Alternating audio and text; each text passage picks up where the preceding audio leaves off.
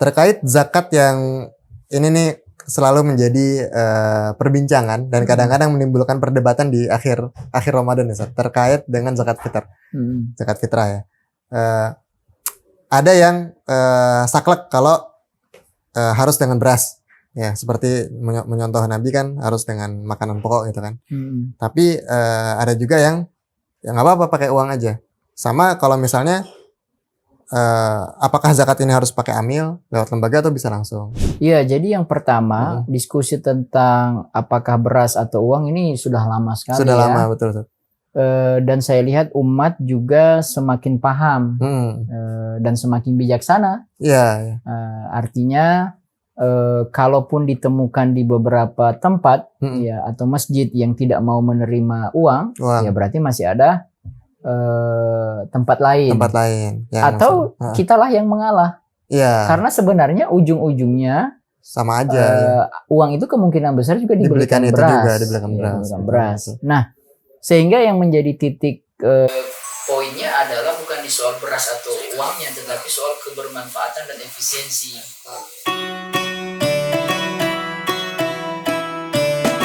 Assalamualaikum warahmatullahi wabarakatuh. Insyaallah Ika di Kota Bogor siap menemani hari-hari Anda dengan video-video inspiratif, tausiah dan penuh hikmah setiap hari menjelang berbuka puasa.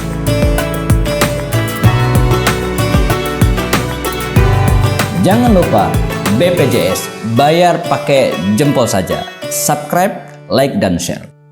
Bismillah, kita ketemu lagi di podcast Ngobrol Bareng Ustadz. Alhamdulillah, bersama saya sudah ada Ustadz Salahuddin Al-Ayyubi. Assalamualaikum Ustadz. Waalaikumsalam warahmatullahi wabarakatuh. Alhamdulillah, insyaallah. Bagaimana kabarnya Ustadz? Alhamdulillah sehat walafiat.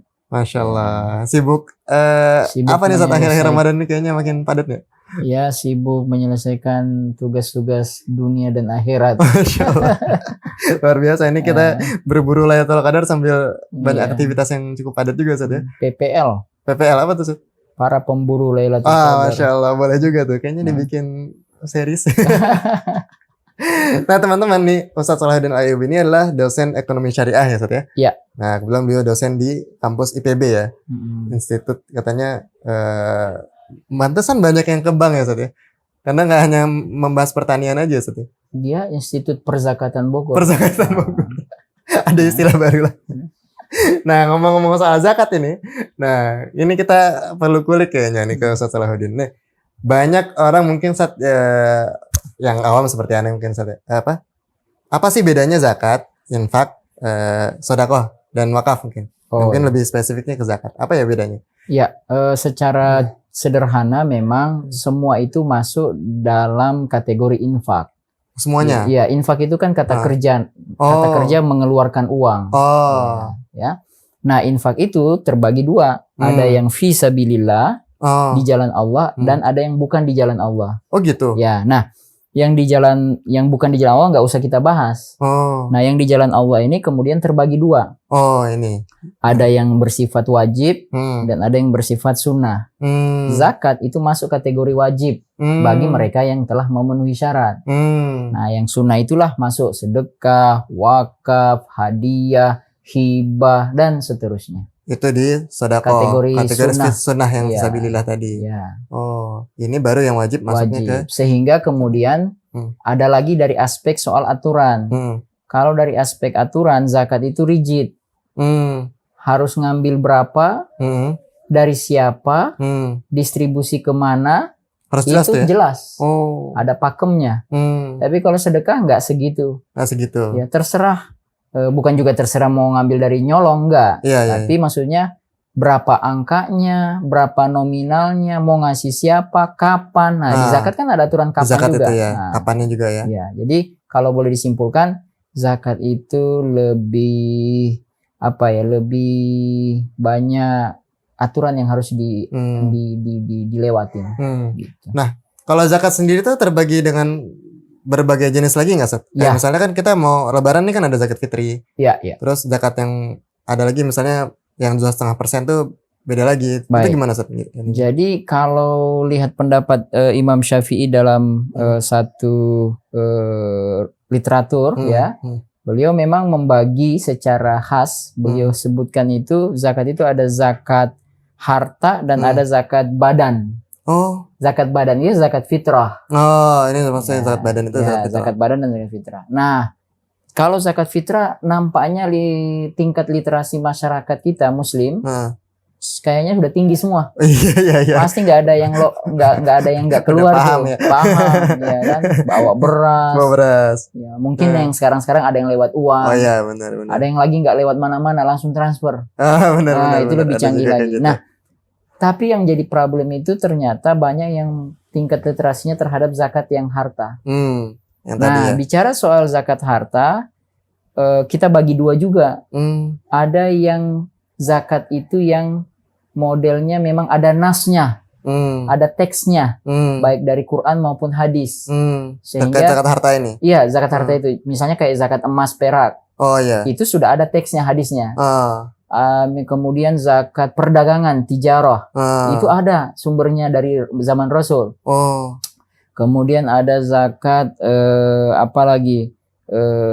zakat emas. Berarti beda ya harta yang kita emas tadi sama yang perdagangan tadi beda. Ya, objeknya beda. Itu sudah dari segi objek memang membedakan. Oh, gitu. Nah, yang saya maksud ada pengembangan itu yang bagian kedua.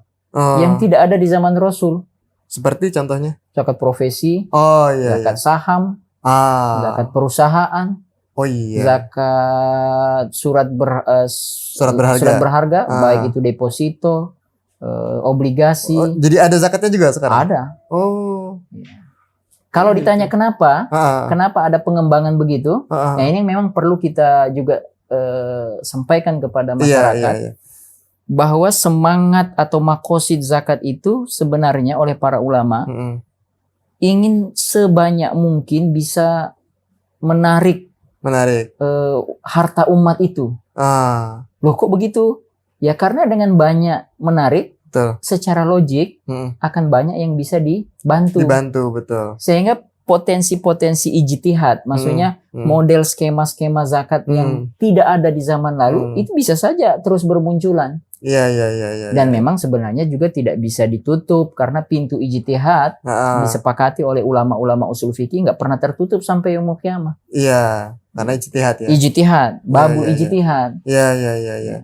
Ya walaupun jatuhnya kayak orang mungkin kesannya gini, kayak pajak ya dicari-cari gitu. Ya, nah itu nanti sesi tema tersendiri. Pilih mana, bayar pajak atau bayar zakat? Oh iya, benar. Gitu.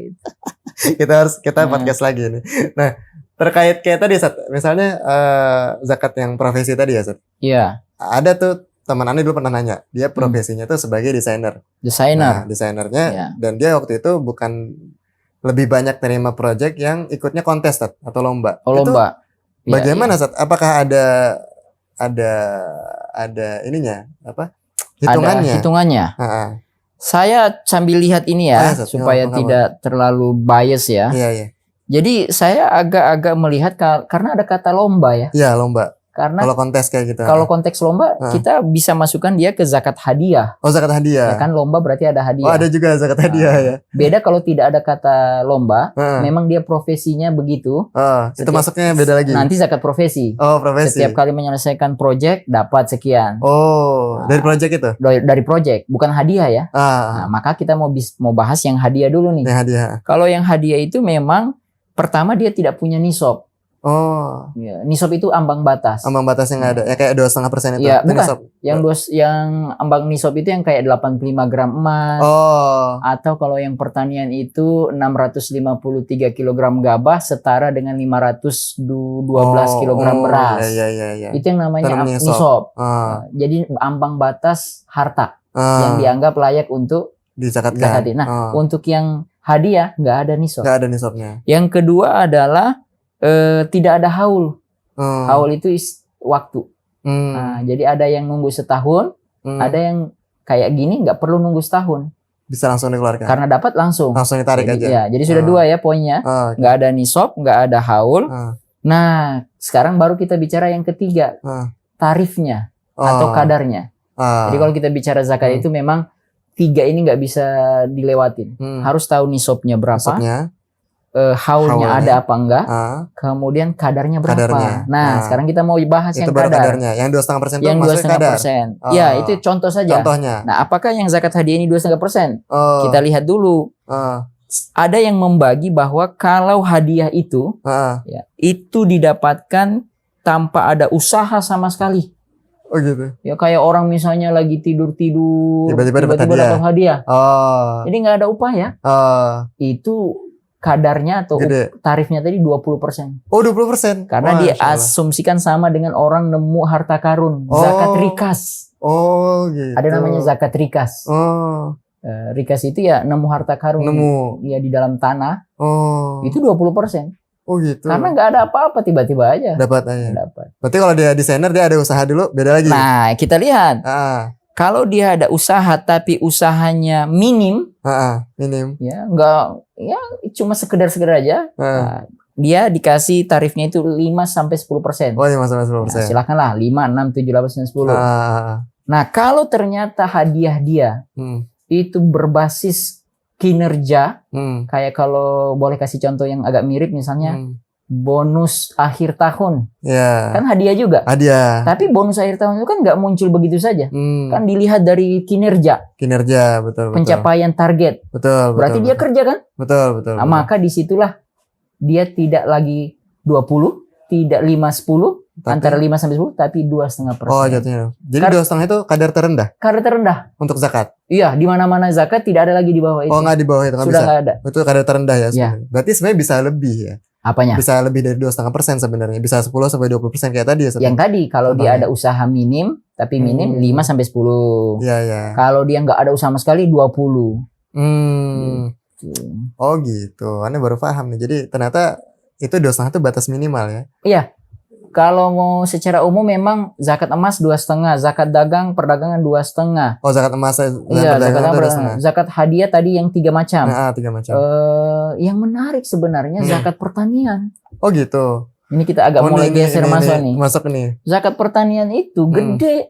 Oh gede. 5 dan 10. Oh, dari hasil pertanian? Iya. 5 kalau menggunakan biaya-biaya.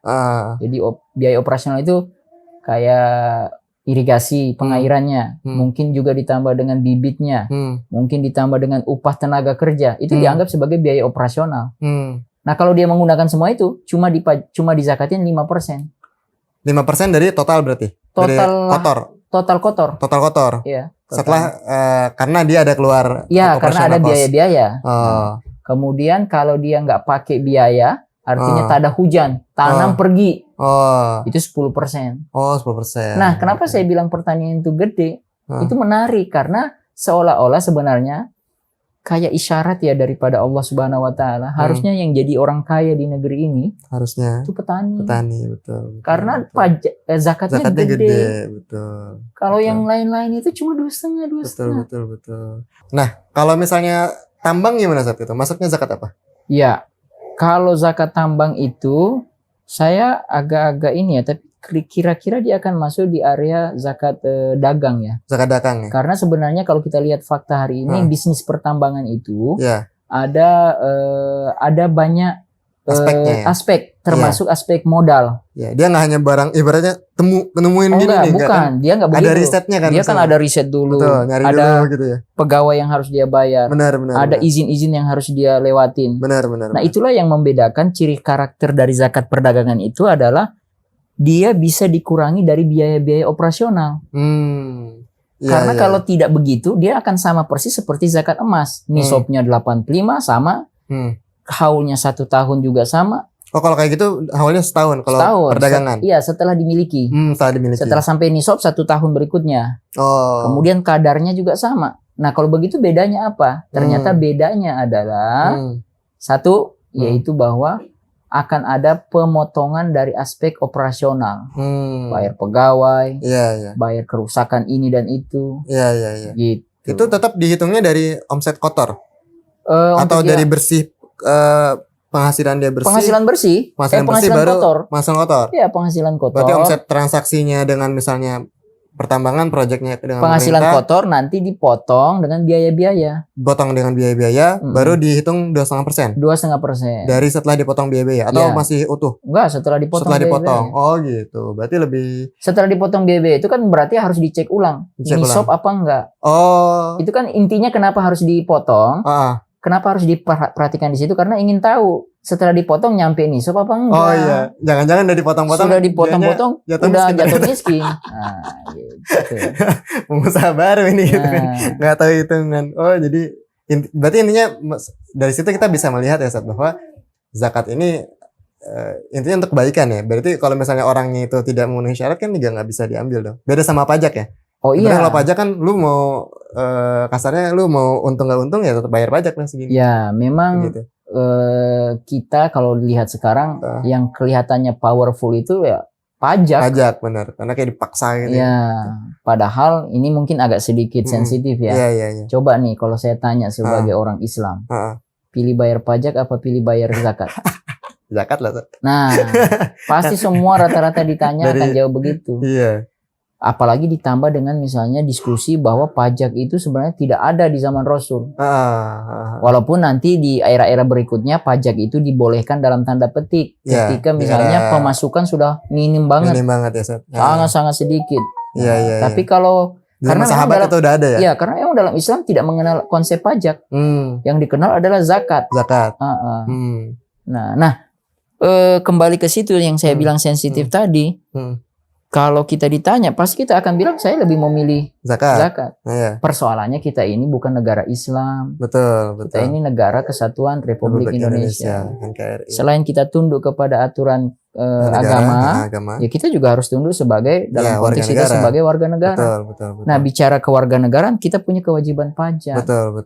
Nah, betul. ini cuma Betul. sudah bukan cuma ya, ini sudah ada kemajuan, sudah ada bukan sedikit ya. Adalah kemajuan bahwa pembayaran zakat itu bisa dianggap sebagai pengurang pajak. Oh gitu. Ada. Sekarang. Oh, Sebagai pengurang ini pajak. buat pengusaha-pengusaha nih. Zakat ya. Cuman, lagi-lagi ada cumanya. Cumanya lagi. Ada ada yang ini saya dengar langsung ya dari orang yang bicara. Jadi bukan info tidak valid. Iya. Biar saya bertanggung jawab. Iya. Ada satu sumber yang mengatakan kepada saya, ketika kita mau mengurus pemotongan zakat kita dari hasil bayar pajak, itu malah kita ditanyain oleh orang pajak lebih detail. Lebih detail lagi. Lebih repot lagi. Jadi dari segi waktu, segi tertekannya lebih tinggi. Akhirnya orang udah malas aja lah.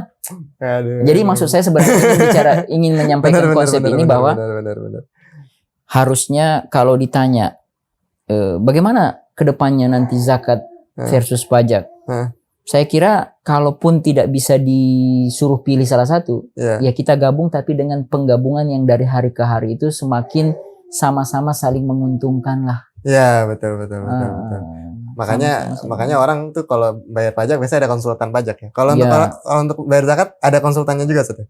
Zakat. Ada, tapi nggak dibayar kayak konsultan pajak. Iya. Nggak dibayar ya. Oh iya, kalau kita mau membanding-bandingkan apple to apple kayak begini, maka kita akan banyak menemukan hal-hal yang menarik. Konsultan pajak dibayar. Konsultan zakat bisa jadi hari ini memang tidak dibayar. Tapi boleh nggak sih jadi profesi gitu? Kalau boleh harusnya, saja. Boleh aja. Boleh harusnya. saja. Profesional dibayar kita harusnya boleh. Tapi saya harus menyampaikan juga. Sebenarnya tugas salah satu job desk atau tugas amil itu adalah memberikan konsultasi sebenarnya ya. Nah ini kalau kita mau bicara isu amil. Isu amil ya sebenarnya. Ini memang banyak sekali isunya ini. Ya, karena amil juga mendapatkan hak zakatnya. Nah amil itu kita harus beda-bedakan. Ada yang amil kemampuannya amil mengumpulkan. Ada amil distribusi. Tetapi di balik semua itu saya kira peningkatan literasi zakat terhadap masyarakat itu harus juga diambil oleh amil. Benar. Bagaimana dia bisa mengedukasi. Benar. Karena kan memang apalagi semakin banyak ijtihad tadi kan itu kan harus banyak sosialisasi kan kepada masyarakat kita dengan segala banyak profesi baru, heterogennya macam-macam itu. Iya, benar. Nah, kalau misalnya sekarang kan ada profesi baru influencer. Mungkin bisa jadi ntar ada zakat endorse tuh. Bisa jadi ya. Bisa jadi. Ada ijtihad lagi ya. Zakat endorse. Bisa jadi kan? Bisa jadi. Kalau itu sudah jadi profesi. Iya. Heeh. Sekarang udah banyak Sat, Sudah profesi. jadi banyak ya. Dan itu jumlah transaksinya kan juga lumayan. Nah, itu masuk zakat profesi lah. Profesi ya. Jadi untuk sekali sementara ini ya. sekali dia dapat endorse barang apa, produk apa, berapa nominalnya? Gitu. Iya. Tapi bagaimana kalau misalnya nominalnya dikit-dikit? Iya, 100.000 kali Misalnya, berapa? Nah, ini pertanyaan yang sebenarnya bisa kita bawa ke yang lebih besar, bahwa apakah dengan berbagai macam objek zakat tadi, yang zakat emas, zakat ini, apakah itu harus ditunaikan secara parsial? Sebenarnya kalau memang mencukupi nisab semuanya, why not? Silakan saja. Zakat emas silakan. Tapi kalau ternyata dipisah-pisah itu malah membuat tidak pernah sampai nisab, saya agak khawatir ini menjadi cara penghindaran. Maka untuk membuat orang ini tidak bisa lari, kita bilang ke dia gabungin. Termasuk kalau misalnya gini, kita aneh misalnya profesinya banyak nih, banyak jenis usaha. Itu digabung banyak pintu-pintu minhai sulayat tasib. Itu gimana misalnya contohnya? Ya digabung. Digabung aja. Nah, digabung. Jadi bukan satu-satu kayak misalnya di pertambangan atau kalau apa. mau satu-satu, tantangannya adalah pencatatannya harus clear. Sih. Betul. Karena nanti ada isu nisab, ada isu haul, terutama isu haul. Yang masuk amplop yang sekarang, itu kan nunggu tahun depan waktu sekarang. Iya benar. Baru keluar ya kan? Iya, 1 tahunnya pas dari diterima ya. Pas pas dikumpulin sampai nisab. Misalnya saya kasih contoh begini, ini menarik sebenarnya. Januari saya uangnya cuma 50 juta. Nisab belum?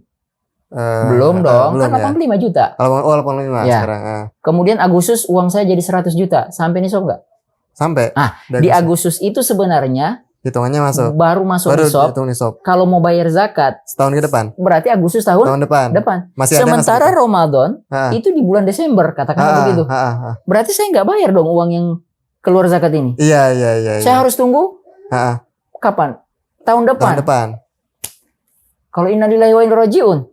Berarti nggak keluar. Nah makanya memang di sini isunya adalah isu fluktuatif pendapatan, fluktuatif uang kita keluar masuk begitu dahsyat. Benar. Jadi saya sarankan sebenarnya dalam keadaan yang seperti ini, nggak usah tepikan isu fluktuatif itu. Udah pas Desember atau Ramadan mau bayar zakat, lihat aja kondisi terakhir, kekayaan lagi berapa. Bisa itu. Bisa. Gitu. Karena semangat kita adalah lebih cepat lebih baik. Bayar zakat lebih baik daripada tidak bayar. Oke. Lebih banyak lebih bagus daripada kurang bayar. Nah, terkait zakat yang ini nih selalu menjadi perbincangan dan kadang-kadang menimbulkan perdebatan di akhir Ramadan ya, terkait dengan zakat fitrah. Zakat fitrah ya. Ada yang saklek kalau harus dengan beras. Ya, seperti menyontoh Nabi kan harus dengan makanan pokok gitu kan. Tapi ada juga yang ya nggak apa-apa pakai uang aja. Sama kalau misalnya apakah zakat ini harus pakai amil lewat lembaga atau bisa langsung. Sama terakhirnya kan banyak berseliweran ini kan zakat-zakat online. Itu gimana terkait dengan 3 pertanyaan tadi? Iya, jadi yang pertama diskusi tentang apakah beras atau uang ini sudah lama sekali. Sudah lama, betul. Dan saya lihat umat juga semakin paham dan semakin bijaksana. Iya. Artinya kalaupun ditemukan di beberapa tempat ya atau masjid yang tidak mau menerima uang. Ya berarti masih ada tempat lain. Atau kitalah yang mengalah. Iya. Karena sebenarnya ujung-ujungnya sama aja. Uang itu kemungkinan besar juga dibelikan beras. Dibelikan beras. Nah, sehingga yang menjadi titik poinnya adalah bukan di soal beras atau uangnya, tetapi soal kebermanfaatan dan efisiensi. Efisiensi di sini adalah lebih cepat, lebih memudahkan, betul. Dan juga bisa jadi ini pengembangan pertanyaannya adalah apakah zakat fitrah itu memang harus diberikan dalam bentuk beras? Iya. Karena misalnya ada satu wilayah penghasil beras dapat zakat fitrah beras lagi. Makan beras nggak pakai lauk. Ya. Maka sebahagian kita akan kita bisa membawanya, maksud saya, kepada makosid yang lebih besar. Apa itu makosid? Tujuan dari zakat fitrah. Tujuan dari zakat fitrah itu kan sebenarnya adalah untuk memberikan kebahagiaan. ya kepada mereka Betul. yang kurang mampu. Kurang mampu. Nah, bicara soal kebahagiaan, mungkin diturunkan lagi kebutuhan. Ya, Kebutuhan tidak semua melulu beras, dia Betul. butuh daging. betul. Bahkan boleh jadi di hari Idul Fitri itu dia bukan butuh makan karena mungkin sudah ada Sudah ada dia nasi. butuh baju baru. Betul. Baju baru tidak bisa dibelikan pakai Betul. beras. Betul. Nah, dia betul, pakai betul. duit. Nah, ini Betul, cuma betul. soal pilihan efisiensi dan Efisiensi ya. kebutuhan. Nah, itu yang Ya, pertama ya. ya. Yang kedua, apakah harus lewat amil atau tidak? Ini kita pisahkan. Apakah itu zakat fitrah ataupun zakat mal atau zakat harta. Kalau lihat konteks Nabi, zakat fitrahnya Nabi. Nabi itu kalau bayar zakat fitrah, itu pas waktu beliau keluar rumah subuh. Subuh. Bukan subuh, pagi hari. Menuju lapangan untuk sholat id. Di tengah perjalanan itu beliau ngeluarin sambil udah bawa dari rumah. Udah bawa. Nah pertanyaannya, kalau itu kita ikuti, iya, siapa yang mau mempraktekan? Betul. Ya. Apalagi sekarang kepanitiaan sudah bubar 2 hari sebelum Idul Fitri. Iya. Jadi lagi-lagi soal konteks bukan tidak mau mengikuti Nabi persis. Betul. Tetapi pada masa itu boleh jadi belum seramai seperti sekarang. Betul. Sekarang orang sudah banyak. Betul. Yang kedua, kalau kita lihat di kitab-kitab fikih itu, misalnya Dr. Syekh Yusuf Qaradawi, malah ada pendapat yang membolehkan zakat fitrah itu dari hari pertama Ramadan. Oh gitu? Iya. Karena harapannya sebenarnya tujuannya adalah mungkin orang yang butuh dibantu itu lebih butuh sekarang daripada nanti.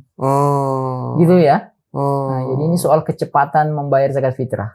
Oke. Boleh, jadi ada pendapat itu ya? Ada. Ada yang kemudian bilang 10 malam terakhir. 10 malam terakhir. Ya, 10 hari terakhir. Itu gitu. Yang lebih umum, lebih ramai. Yang lebih detail tadi, menuju lapangan. Tapi itu kan agak berat. Ya, hari ini. Nah, itu ya yang kedua. Yang ketiga pertanyaan soal zakat online. Akadnya gimana? Akadnya gimana? Nggak ketemu antara muzaki dengan amil. Iya, kan begitu? Betul.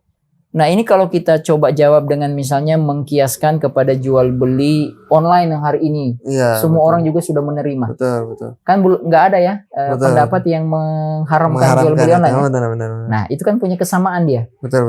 Barangnya nggak ada dilihat, cuma lihat gambar. Pembelinya entah di mana, penjualnya juga entah di mana. Mereka hanya berkomunikasi via digital. Aja. Uang juga ditransfer digital. Tetapi yang membolehkannya adalah pertama,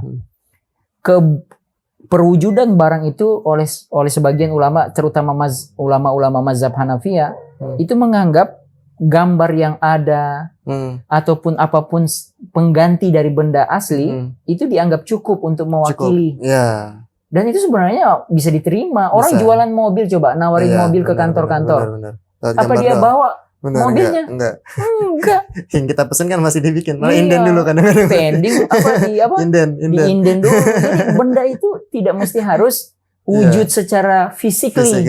Tapi kan bisa dilihat misalnya mereknya apa, catnya warna apa, dimensi rodanya berapa, bla bla bla bla. Sudah cukup. Speknya sama ya. Jadi mewakili ketiadaan barang di saat bertransaksi itu cukup diwakili dengan dokumen atau apapun itu. Yang kedua adalah ijab kabulnya diwakili dengan ketika kita send itu transfer itu sudah ijab, masuk uang ke sana, dia terima di sana, itu kabul. Nah, bagaimana dengan zakat online? Kurang lebih sama seperti itu. Tapi kemudian ada yang menggugat juga. Ada yang terlupa Ustaz soal doa. Sekarang saya kasih jawabannya juga. Lembaga-lembaga zakat sudah mengembangkan diri. Ketika dia dapat masuk transferan uang zakat fitrah ataupun zakat mal, biasanya bagi lembaga-lembaga yang sudah bagus manajemennya akan ada SMS balasan. SMS balasannya itu isinya adalah doa. Betul. Semoga kami telah menerima pembayaran zakat Bapak. Semoga harta dengan doanya lengkap. Iya, benar. Nah, sehingga ini yang kita sebut dengan Islam itu selaras dengan perkembangan zaman, waktu dan tempat. Selalu update. Islam tidak boleh gagal menjawab persoalan. Betul. Nah, terakhir nih, Ustaz. Gimana kalau misalnya kita punya anak lahir di malam takbiran? Nah, itu kena zakat? Iya. Kan lahirnya malam takbiran nih. Besoknya lebaran. Pertama, konsep dasarnya bahwa zakat fitrah Ah. itu diwajibkan kepada semua yang Bernyawa. yang hidup. Yang hidup. Maka janin enggak. Ya kan? Janin enggak. Kalau karena masih di dalam. Kalau masih dalam. Karena pertanyaan sekarang sudah keluar. Keluarnya masalahnya di malam takbiran. tadi. Kalau ulama jumhur, Jumhur. mayoritas menganggap itu sudah masuk. Oh. Sudah masuk zakat. Kenapa? Karena perhitungan jumhur itu maghrib itu adalah perpindahan waktu 1 Syawal. Ya, 1 Syawal. Oh iya, kita harus tahu juga. Terakhir bayar zakat fitrah kan sebelum imam salat. Takbir. Iya, sebelum takbir kan. Jadi ketika dia berpindah maghrib, dia lahir setelah maghrib, bayar dia. Tapi mazhab Hanafiyah sebaliknya, hitungannya nanti subuh. Perpindahan itu waktu. Sehingga dia menganggap yang lahir malam itu belum. Belum. Kalau nanti setelah subuh baru dihitung. Kira-kira begitulah sederhananya ya. Gitu. Kalau misalnya terakhir Ustaz, kalau terakhir lagi gitu kali. Kalau kita punya khadimat atau pembantu, itu khadimat. Gimana? Yang bayar tetap dia atau kita? Oke. Zakat fitrah itu yang membayarkan adalah pertama untuk diri kita sendiri kita bayar dan orang-orang yang menjadi tanggungan nafkah. Silakan kita turunkan siapa yang jadi tanggungan nafkah? Istri, anak, siapa lagi? Misalnya walaupun misalnya ada ponakan yang tinggal sama kita. Enggak. Dalam konteks Islam itu yang disebut dengan yang kita tanggung itu yang cuma keluarga istri itu yang dimaksud dengan keluarga yang kita tanggung itu istri, anak, orang tua. Kalau tidak mampu. Kalau tidak mampu. Iya, maka keponakan, paman itu keluar semua. Keluar semua. Apalagi cuma pembantu. Sekalipun tinggal di satu rumah. Rumah. Kedua, pembantu itu kan ada bayarannya. Ya, dia nerima gaji. Maka dia punya resource untuk membayar sendiri sebenarnya. Kalau kemudian masalahnya adalah tidak cukup, berarti problemnya bukan di zakat fitrah. Problemnya adalah kita kurang bayar. Kapalnya terlalu rendah gajinya. Kebutuhan pembantu itu lebih besar sehingga dia pun tidak sanggup keluar zakat fitrah. Yang dosa itu kita. Betul. Wallahu a'lam. Masya Allah, ini luar biasa nih percakapan kita tentang zakat. Sebenarnya masih banyak bab-bab yang pengen digali ya. Banyak banget. Kita belum berbicara tentang hubungan zakat dengan pengembangan usaha produktif. Nah, ini kayaknya kita perlu podcast lagi. Modal lagi. Usaha. Ya, apakah zakat boleh dijadikan seperti modal pinjaman? Nah, itu kalau dikasih harus balikin. Nah, menarik. Itu ada diskusi-diskusi fikihnya. Nah. Penasaran? Kita akan ketemu lagi di episode ngobrol bareng Ustaz selanjutnya insyaallah. Syukran jazakumullah khair Ustaz. Terima kasih sama-sama Afwan. Sudah menjelaskan banyak nih, ngasih banyak advice ilmu tentang zakat kepada kita. Iya. Semoga ada waktu lagi kita bisa ngobrol lebih dalam. Panjang umur, sehat badan, Allah tambahkan rezeki, Allah tambahkan ilmu. Amin ya Rabb. Insyaallah. Baik teman-teman, kita akan ketemu lagi di podcast ngobrol bareng Ustaz berikutnya. Stay tune, jangan lupa subscribe di channel IKADI Kota Bogor. Assalamualaikum warahmatullahi wabarakatuh. IKADI Kota Bogor, merajut ukhuwah, menyemai dakwah di bumi Nusantara.